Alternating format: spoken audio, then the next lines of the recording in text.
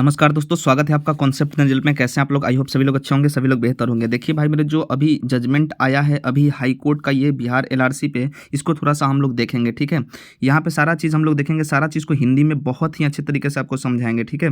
In the high court यहाँ पे लिखा गया, इन यहाँ पे सारा डिसीजन आया है। ये विनायक कुमार और ये आपका एसो Mahadev Singh, resident ward number, सारा ये लिखा गया है। दूसरा पिटिशनर थे यहाँ पे कृष्णा कुमार, जो कि यहाँ पे सुल्तानगंज डिस्ट्रिक्ट भागलपुर से थे, ये पिटिशनर थे। वर्सेज यहाँ पे जो केस चल रहा था, वो केस था क्या चीज़, स्टेट ऑफ वर्सेज किसका, state of Bihar through the principal secretary. ये सारा लैंड रिफॉर्म का एंड बिहार प्रिंसिपल सेक्रेटरी, ये सारा चीज़ इनके वर्सेस यहाँ पे केस किया गया था।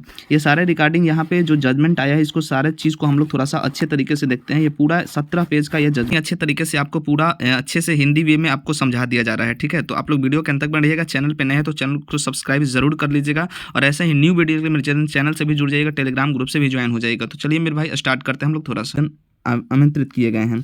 याचिकाकर्ता के अनुसार, पहला यह था, याचिकाकर्ता के अनुसार मामले में संक्षिप्त तथ्य यह है कि राजस्व और भूमि सुधार विभाग बिहार सरकार पटना ने दिनांक 10/11/2018 के संकल्प के माध्यम से उपरोक्त पदों पर संविदा के आधार पर नियुक्तियां करने के लिए एक योजना जारी की थी, और इसकी कंडिका 4 में न्यूनतम योग्यता निर्धारित की गई थी। जहां तक मौजूदा मामले का सवाल है, चूंकि याचिकाकर्ता नंबर 1 विशेष सर्वेक्षण कानून को पद के लिए प्रतिस्पर्धा कर रहा है, जबकि याचिका नंबर जो 2 था, जो दूसरा पिटिशनर थे, विशेष सर्वेक्षण अमीन पद के लिए, यह न्यायालय इन 2 पदों के परिप्रेक्ष्य में ही अपना विचार सीमित रखेगा, ठीक है।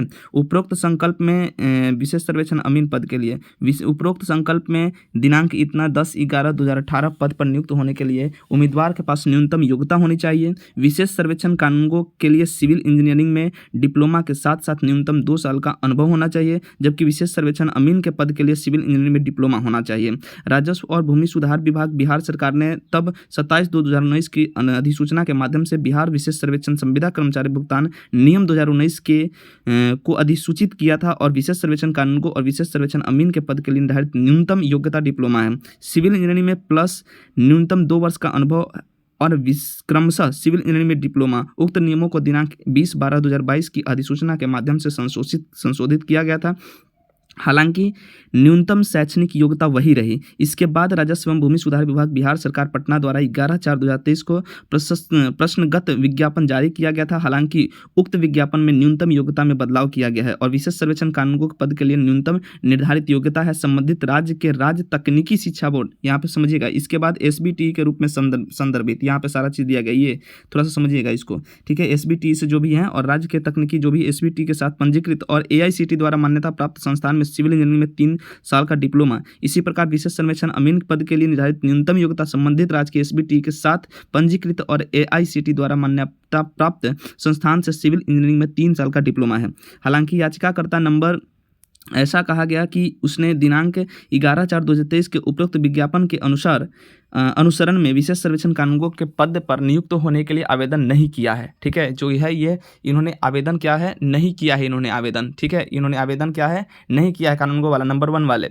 हालांकि याचिकाकर्ता के विद्वान वरिष्ठ वकील का प्रस्तुतिकरण है, जो वकील थे, कि चूंकि वहाँ संस्थान जहाँ से ही याचिकाकर्ता ने सिविल इंजीनियरिंग में डिप्लोमा प्राप्त किया है, जो AICTE द्वारा मान्यता प्राप्त नहीं है, हालांकि यह UGC द्वारा मान्यता प्राप्त है, याचिकाकर्ता नंबर 1 पात्र नहीं होने के कारण आवेदन नहीं किया था। मतलब ये शुरू में सोचा कि हम पात्र नहीं है तो आवेदन नहीं किया।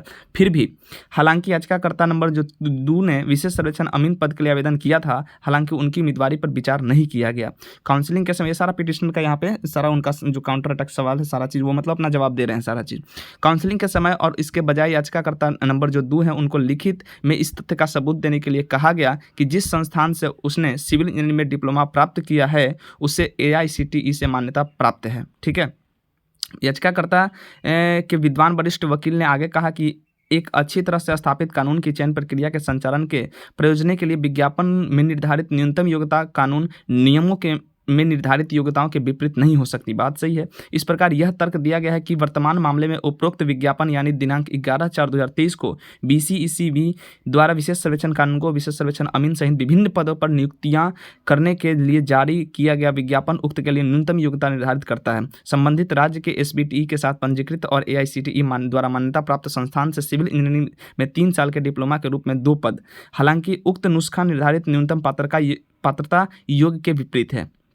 समझेंगे थोड़ा सा हम लोग इसको। बिहार सर्वेक्षण विशेष सर्वेक्षण संविदा रोजगार भुगतान जो नियम है 2019 इसके माध्यम से दिनांक अधिसूचना द्वारा 20/12/2022 जो अवैध है और अच्छी तरह से स्थापित कानून के विपरीत है, विशेष रूप से इस कारण से कि उपरोक्त नियम 2019 वैधानिक नियम है जो भारत के संविधान के अनुच्छेद 309 के प्रावधान के तहत बनाए गए हैं। ये सारा नियम के बारे में बात किया गया है कि 2019 का नियम है, ये अवैध है क्या अवैध है, ये सारा चीज़। एलडी याचिकाकर्ता के वरिष्ठ वकील ने मामले के उपरोक्त पहलू के संबंध में आशीष कुमार बनाम उत्तर प्रदेश राज्य, और ये सारा एग्जाम्पल दे रहे हैं कि आशीष कुमार बनाम उत्तर प्रदेश राज्य और अनेक मामलों को माननीय शीर्ष न्यायालय द्वारा किए गए फैसलों का भरोसा किया है जो 2018 3 रिपोर्ट में किया गया।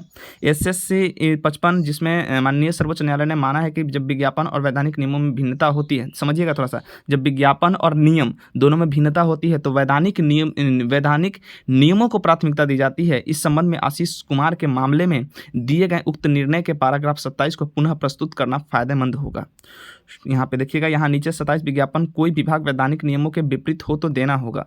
वैधानिक नुस्खे का रास्ता इस प्रकार वैधानिक नियमों में निर्धारित योग्यता को देखते हुए अपील करता योग्यता पूरी करता है और पद के लिए चयनित होने के बाद उसे नियुक्ति से वंचित करना मनमाना और अवैध है। ये सारा चीज़ उनके पिटिशनर की तरफ से, वकील जो है उनके तरफ से बोला जा रहा है। यह अच्छी तरह से स्थापित है कि जब विज्ञापन और वैधानिक नियमों में भिन्नता है तो वैधानिक नियमों को ही प्राथमिकता दी जाती है। समझिएगा, वैधानिक नियमों को ही प्राथमिकता दी जाती है। इस संदर्भ में माली मजहर सुल्तान बनाम यूपी मामले में इस न्यायालय के फैसले में संदर्भ दिया गया लोक सेवा आयोग निर्णय के पैरा 21 में उपयुक्त प्रस्ताव दिया गया है। सारा चीज़ अपना जो दिए होंगे डॉक्यूमेंट, सारा चीज़ उसमें पैरा 21 पैरा 22 जो भी है वो अपना बता रहे हैं। जो निम्नलिखित प्रभाव वाला है। 21 वर्तमान विवाद इसलिए उत्पन्न हुआ क्योंकि PSSC द्वारा जारी विज्ञापन कहा गया कि जो उम्मीदवार 1/7/2001 और 1/7/2002 के आयु के भीतर थे उन्हें परीक्षा के लिए आयु के भीतर माना जाएगा। निस्संदेह बाहर किए गए उम्मीदवार थे। विज्ञापन के अनुसार योग्य आयु है लेकिन सेवा में भर्ती केवल नियमों के अनुसार की जा सकती है और विज्ञापन में त्रुटि यदि कोई हो नियमों को ओवर राइट नहीं कर सकती है और उम्मीदवार के पक्ष में अधिकार नहीं बना सकती है। यदि अन्यथा इसके अनुसार पात्र नहीं है। नियमों के अनुसार आयु में छूट केवल तभी दी जाती है जब नियमों के तहत अनुमति हो, विज्ञापन के आधार पर नहीं। यदि विज्ञापन जारी करते, ये सारा मतलब बोल रहे हैं कि विज्ञापन के आधार पर कुछ नहीं किया जा सकता है और नियम के आधार पर सारा चीज़ किया जाता है। यदि विज्ञापन जारी करते समय PSC द्वारा नियमों की व्याख्या गलत थी तो उसके आधार पर कोई अधिकार नहीं मिल सकता, इसलिए सवाल का जवाब पलट जाएगा। उच्च न्यायालय CW सारा ये संख्या लिखा गया दिनांक 23/1/2024 नियमों की व्याख्या पर सारा चीज़ बोले। याचिकाकर्ता के विद्वान वरिष्ठ वकील ने कर्मचारी राज्य बीमा निगम बनाम भारत संघ और अन्य के मामलों में माननीय सर्वोच्च न्यायालय द्वारा किए गए फैसलों का हवाला दिया है जो SSC 392 में रिपोर्ट किया गया। माननीय सर्वोच्च न्यायालय ने माना है कि यह सेवा न्याय शास्त्र का एक स्थापित सिद्धांत है कि किसी विज्ञापन में दिए गए कथन और सेवा नियमों के बीच टकराव की स्थिति में बाद वाला ही मान्य होगा। याचिकाकर्ताओं के विद्वान वरिष्ठ वकील ने इस मामले में माननीय सर्वोच्च न्यायालय द्वारा दिए गए फैसले पर भी भरोसा किया है। भारतीय राशन विश्वविद्यालय और अन्य बनाम अखिल भारतीय तकनीकी शिक्षा परिषद और अन्य जो SSC 676 में रिपोर्ट दी गई है कि UGC द्वारा अनुमोदित विश्वविद्यालय संस्थान को AICTE अनुमोदन की आवश्यकता नहीं है। सारा चीज़ वो अपना बोल रहे हैं। जहां तक याचिकाकर्ता का सवाल है, याचिकाकर्ता नंबर 1 ने सर्वपल्ली राधाकृष्णन विश्वविद्यालय भोपाल से डिप्लोमा प्राप्त किया है, जबकि याचिकाकर्ता नंबर 2 ने डिप्लोमा प्राप्त किया है गलगोटियास विश्वविद्यालय उत्तर प्रदेश और दोनों विश्वविद्यालय UGC से द्वारा मान्यता प्राप्त है। इस संबंध में याचिकाकर्ता के विद्वान वरिष्ठ वकील ने 2020 के CWC संख्या इशारा नंबर है सूरज कुमार वर्मा बनाम बिहार राज्य जो केस जो भी इनका रिजल्ट है उसके बारे में बोल रहे हैं। मैं इस न्यायालय की एक समन्वय पीठ द्वारा दिए गए दिनांक 23/6/2021 के फैसलों पर भी भरोसा किया है और अन्य समान मामले। याचिकाकर्ता के विद्वान वरिष्ठ वकील ने इसके बाद उच्च न्यायालय की जयपुर स्थित राजस्थान पीठ की विद्वान खंडपीठ द्वारा यह 30/1/2023 को DB में पारित फैसले पर भरोसा किया है। 2021 के सिविल कोर्ट रिट याचिका इस प्रकार है कि प्रस्तुत किया गया कि विज्ञापन का कोई विभाग जो वैधानिक नियमों के विपरीत है उसे वैधानिक नुस्खे के अनुसार रास्ता देना होगा।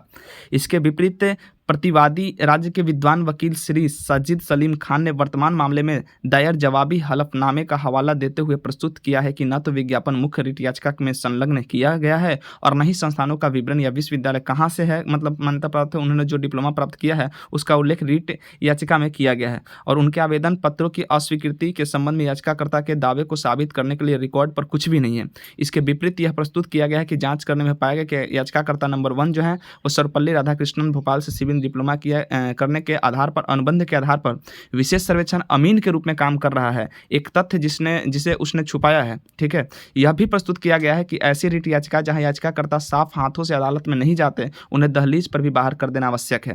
यह भी प्रस्तुत किया है कि पहले वर्ष 2019 में एक विज्ञापन जारी किया गया और नियुक्तियां भी की गई थी, जिसके बाद 2022 में फिर से विज्ञापन जारी किया गया था। हालांकि चयन की प्रक्रिया के दौरान नियम जो है वो माध्यम से संशोधित किया गया है, दिनांक 20/12 के माध्यम से संशोधित किया गया। अतः 2022 जो भी उक्त विज्ञापन रद्द कर दिया गया। इसके बाद वर्तमान विज्ञापन जो आया था 11/4/2023 जारी किया गया। विशेष सर्वेक्षण कानूनगो और विशेष सर्वेक्षण अमीन सहित उपरोक्त पदों के लिए आवेदन आमंत्रित किए गए और उक्त दोनों पद के लिए न्यूनतम पात्रता योग्यता संबंधित राज्य के एसबीटी के साथ पंजीकृत और मान्यता प्राप्त संस्थान से सिविल इंजीनियरिंग में 3 साल का डिप्लोमा निर्धारित की गई। एआईसीटी यह भी प्रस्तुत किया गया कि दिनांक 11/4 का विज्ञापन अधिसूचना दिनांक 20/12/22 द्वारा संशोधित नियम के संदर्भ में जारी किया गया है। अंत में यह प्रस्तुत किया जाता है कि उपरोक्त विज्ञापन उल्लेखित पात्रता मानदंड दिनांक 11/4/2023 मान्यता प्राप्त संस्थानों की आवश्यकता के अनुरूप है, जैसा कि नियमों और विज्ञापन में निर्धारित है। इस प्रकार दिनांक 11/4/2023 का विज्ञापन माननीय सर्वोच्च न्यायालय द्वारा दिए गए निर्णयों के विपरीत नहीं है, जैसा कि रीट में आरोप लगाया गया है। ठीक है, याचिकाकर्ता इस प्रकार यह प्रस्तुत किया गया कि रीट याचिका में कोई योग्यता नहीं है और खारिज करने योग्य है। मैंने पक्षों के विद्वान वकील को सुना, यह सारा चीज़ देखिएगा, अभी डिसीजन यहाँ पे है। मैंने पक्षों के विद्वान वकील को सुना और रिकॉर्ड पर मौजूद सामग्रियों का अध्ययन किया है। यह इसमें कोई विवाद नहीं है कि भारत के संविधान के अनुच्छेद 300 के प्रावधान के तहत प्रख्यापित नियम 2019 जैसा कि दिनांक 20/12/2022 की अधिसूचना द्वारा संशोधित किया गया है। विशेष सर्वेक्षण कानूनगो के पद के लिए न्यूनतम शैक्षणिक योग्यता सिविल इंजीनियरिंग में डिप्लोमा प्लस न्यूनतम निर्धारित करता है। विशेष सर्वेक्षण अमीन के लिए सिविल इंजीनियरिंग में डिप्लोमा के रूप में 2 साल का अनुभव, हालांकि इसके 2 साल का अनुभव वो वाला उसके लिए बोल रहा है, कानूनगो के लिए शायद बोल रहा है अनुभव। हालांकि इसके विपरीत 11/4/2023 के विज्ञापन में विशेष सर्वेक्षण कानूनगो के पद के लिए न्यूनतम पात्रता मानदंड को सिविल इंजीनियरिंग में 3 साल का डिप्लोमा निर्धारित किया गया है। ठीक है, संबंधित राज्य के एसबीटी के साथ पंजीकृत और एआईसीटीई द्वारा मान्यता प्राप्त संस्थान के साथ न्यूनतम 2 वर्ष का अनुभव, जबकि विशेष सर्वेक्षण अमीन के पद के लिए एसबीटी द्वारा पंजीकृत संस्थान से सिविल इंजीनियरिंग में 3 साल का डिप्लोमा निर्धारित किया गया है। और भी आगे हम लोग इसको पढ़ रहे हैं। संबंधित राज्य और एआईसीटी द्वारा मान्यता प्राप्त इस प्रकार वर्तमान मामले में विचार के लिए जो सीमित मुद्दा उठता है, जैसा कि रिकॉर्ड से निकाला जा सकता है, वह यह है कि न्यूनतम विशेष सर्वेक्षण कानूनगो एवं विशेष सर्वेक्षण अमीन के पदों पर नियुक्ति हेतु बीसीईसी जो द्वारा जारी विज्ञापन 11/4/2023 में निर्धारित योग्यता बिहार विशेष सर्वेक्षण संविदा नियोजन भुगतान नियमावली यथा संशोधित में निर्धारित योग्यता के विपरीत हो सकती है। अधिसूचना दिनांक 20/12 के माध्यम से इस तथ्य पर विचार करते हुए उपरोक्त नियम 2019 वैधानिक नियम है जो भारत के संविधान के अनुच्छेद 309 के प्रावधानों के तहत बनाए गए हैं। उपरोक्त मुद्दे का उत्तर जो वर्तमान मामले में विचार के लिए उठता है बहुत सरल है, क्योंकि माननीय सर्वोच्च न्यायालय ने आशीष कुमार के मामले में पहले ही इसे शांत कर दिया, जिसमें यह माना गया कि विज्ञापन का कोई भी भाग जो वैधानिक नियमों के विपरीत है उसे वैधानिक नुस्खे के अनुसार रास्ता देना होगा। आशीष कुमार के मामले में और कर्मचारी राज्य बीमा निगम के मामले में माननीय सर्वोच्च न्यायालय द्वारा निर्धारित कानून पर विचार करते हुए यह न्यायालय मानना उचित है और उचित है कि विशेष सर्वेक्षण कानून को विशेष सर्वेक्षण अमीन के पदों के लिए 11/4/2023 के विज्ञापन में निर्धारित न्यूनतम योग्यता संशोधित नियमावली 2019 में निर्धारित शर्तों के विपरीत है। सारा चीज़ दिया गया है। दिनांक 20/12/2022 की अधिसूचना के अनुसार इसे शून्य माना जाएगा और वैधानिक नुस्खे में निर्धारित न्यूनतम योग्यता मान्य होगी। इस समय यह कहना पर्याप्त होगा कि चूंकि याचिकाकर्ता के पास यूजीसी द्वारा मान्यता प्राप्त विश्वविद्यालय से सिविल इंजीनियरिंग में 3 साल का डिप्लोमा है, इसलिए तय कानून के मद्देनजर ऐसे संस्थान की द्वारा मान्यता प्राप्त होने की कोई आवश्यकता नहीं है। भारतीय दासन विश्वविद्यालय और अन्य के मामले में माननीय सर्वोच्च न्यायालय द्वारा ये सारा चीज़ बोला गया कि इनके द्वारा ये सारा चीज़ डिसीजन दिया गया, जिसमें माननीय सर्वोच्च न्यायालय ने माना है कि जो विश्वविद्यालय संस्थान यूजीसी द्वारा मान्यता प्राप्त हैं उन्हें एआईसीटीई से अनुमोदन की आवश्यकता नहीं है। यहाँ यह बताना प्रासंगिक हो सकता है कि न्यायालय के दिनांक 16/1/2023 के पूर्व आदेश द्वारा, जबकि इस न्यायालय ने इसमें शामिल मुद्दे को तय किया था। वर्तमान रिट याचिका और उसके संबंध में माननीय सर्वोच्च न्यायालय द्वारा निर्धारित कानून का स्पष्ट रूप से विवरण दिया गया था। इस न्यायालय ने एलडी को समय दिया था। प्रतिवादी राज्य के वकील ने अपने आग्रह पर उत्तरदाताओं से निर्देश मांगा कि क्या अपवाद के माध्यम से याचिकाकर्ताओं की उम्मीदवारी पर दिनांक 11/4/2023 के उपरोक्त विज्ञापन के संदर्भ में विचार किया जा सकता है।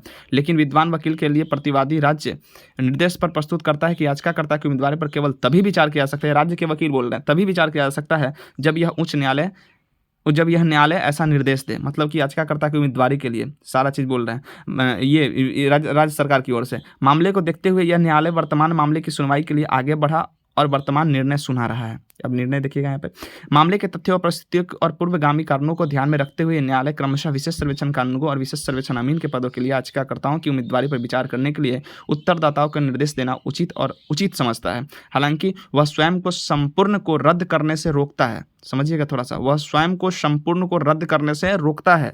विज्ञापन दिनांक 11/4/2023 इस कारण से कि सबसे पहले चयन प्रक्रिया एक उन्नत चरण में है, सारा चीज़ बोला जा रहा है देखिएगा, और काउंसलिंग भी पहले ही आयोजित की जा चुकी है, इसलिए उम्मीदवारों को अनुचित कठिनाई होगी। और दूसरी बात, माननीय द्वारा निर्धारित कानून को ध्यान में रखते हुए ब्ले सुप्रीम कोर्ट के मामले में भारतीय दासन विश्वविद्यालय इस आशय से कि जब तक प्रवर्तन का प्रश्न उठता है तो न्यायालय उन शर्तों को नज़रअंदाज करने के लिए बाध्य होते हैं। समझिएगा थोड़ा सा, जब ये पूरे भर्ती मतलब चल रही है जो वैधानिक नुस्खे से परे दिखाई जाती है, इस न्यायालय ने याचिकाकर्ताओं की चुनौती को एक सीमित सीमा तक स्वीकार कर लिया है।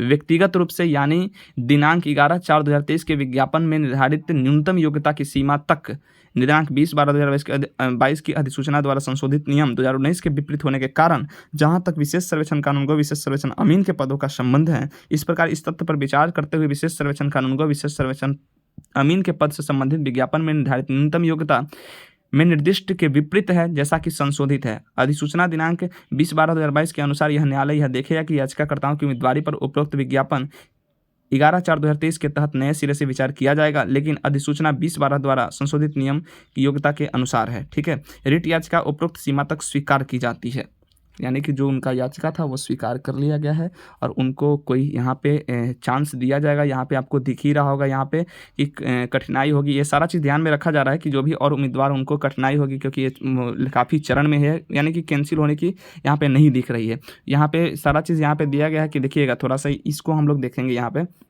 चुनौती को स्वीकार तो किया गया है और उसके बाद यहाँ पे अनुचित कठिनाई होगी माननीय द्वारा, तो यहाँ पे साफ दिख रहा है कि यहाँ पे संपूर्ण को रद्द करने से रोकता है और याचिकाकर्ता को यहाँ पे मौका भी दिया जा रहा है, यानी कि वैकेंसी कैंसिल नहीं होने वाली है, लेकिन उनको मौका दिया जाएगा। ऐसे ही न्यू वीडियो के लिए आप मेरे चैनल को सब्सक्राइब जरूर कर लीजिएगा।